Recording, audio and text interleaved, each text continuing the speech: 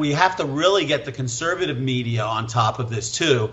I don't think I've seen anything on Fox News about Miles, certainly nothing extensive, right? There needs to be really somebody who's going to say, look, what's happening to this man is not right. This is like Nelson Mandela. This is like what they were doing to Gandhi, what the British government were doing to Gandhi. They really have to start comparing him to earlier versions of people who were fighting tyranny and were then thrown into jail. That's exactly what's happening here. So the conservative media has not done a great job of covering this story, and that's why this morning I was on the phone with InfoWars, standing up for Miles and talking about how outrageous the things are that are being done to him.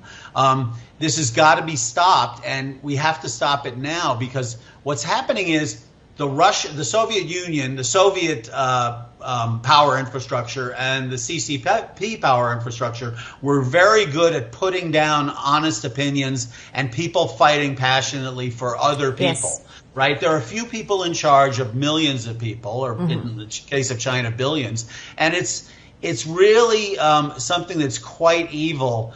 It's starting to happen in this country. So when you imprison somebody with a political difference to you, like Solzhenitsyn in Russia, who was a famous political dissident, Miles Guo is along the lines of an Alexander Solzhenitsyn, and it's really got to stop. And the conservative media has to band together. That means everybody. That means not just Real America's Voice, not just your channel, but the fact is we all have to jump on this as being very important, because China is the #1 issue.